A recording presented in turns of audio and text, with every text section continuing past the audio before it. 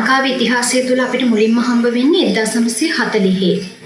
ඒ මීනාක්ෂි අම්මා කියන කිවිඳිය ඉන්දියාවේ සිට ලංකාවට ඇවිත්ලා මලේහ ජනතාවගේ නිදහස වෙනුවෙන් ඔවුන්ට නිදහස ළඟා කර දීම වෙනුවෙන් ගීතය විමුක්ති ගීතයක් විදිහට ප්‍රායෝගික තලයේ භාවිත කරා. හැබැයි එදා 1940 ඇය එලෙස සිදු කරේ තනිවම. එතකොට ලංකාවේ ඉතිහාසය තුළ විමුක්ති ගීතය යම්කිසි ආකාරයකට දේශපාලන ව්‍යාපාරයක් තුළ කණ්ඩායම්ගත වෙලා සංවිධිතව එහෙම නැත්නම් ප්‍රසංග මට්ටමින් ජනප්‍රියව මිනිස්සු අතර දේශපාලන අදහස ගෙන යාමට විමුක්ති ගීය භාවිත කරේ 1970 දශකයේ.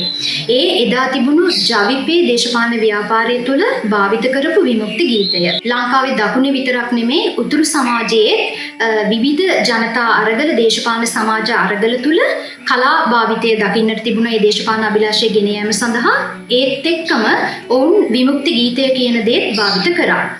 හැබැයි මේ තත්ත්වය දිහා බලද්දී අපිට යම්කිසි ආකාරයකට කියන්න පුළුවන් ඒ ඉතිහාසය එවන් ඉතිහාසයට ගෙන යාම ඉතිහාසය තුළ ලියා තැබීම ඉතාම වැදගත්. එතකොට මේ විදිහට මේ ජවිපේ එදා ජවිපේ පාවිච්චි කරපු විමුක්ති ව්‍යාපාරය ඇතුලේ පාවිච්චි කරපු විමුක්ති ගීය සම්පූර්ණ කෘතියක් විදිහට මේ විදිහට ඒම සුවිශේෂී කාර්යභාරයක් සුවිශේෂී මැදිහත් වීමක් විදිහට දකින්න පුළුවන්. උදාහරණයක් විදිහට ඕක කියන්න පුළුවන් ලෝක ඉතිහාසයෙන් උදාහරණයක් විදිහට ගත්තොත් පලස්තීනයේ ජනතාවගේ විමුක්තිය වෙනුවෙන් ඒ ව්‍යාපාරයන් තුළ පාවිච්චි කරපු භාවිත කරපු යම්කිසි ආකාරයකට ඒ කලා ප්‍රවේශයන් උදාහරණයක් විදිහට ලංකාවේ උතුරු සමාජයේ දේශපාලන නැගිටීම් වලදී දේශපාලන ව්‍යාපාරයන් තුලදී ඒ සිදු කරපු සුවිශේෂ මැදිහත් වීම වලට ඒ දේවල් පුදුමාකාරයෙන් බලපෑවා. ඉතින් ඒ දේවල් ඉතිහාසගත වීම ඒක ලිවීම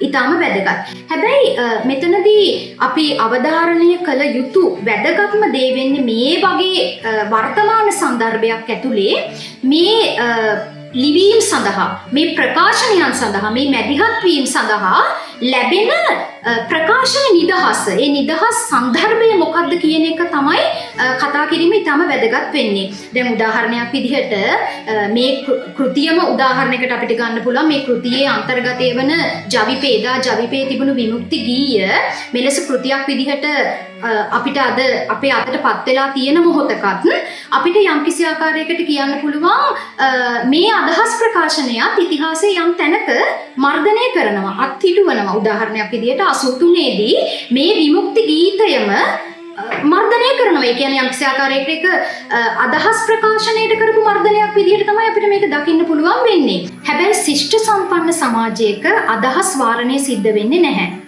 දැන් උදාහරණයක් විදිහට 83 දී මර්ධනය කරපු විමුක්ති ගීතය අද කෘතියක් විදිහට එළියට එනවා. ඒ අදහස් එළියට ඒම ඉතාම වැදගත්.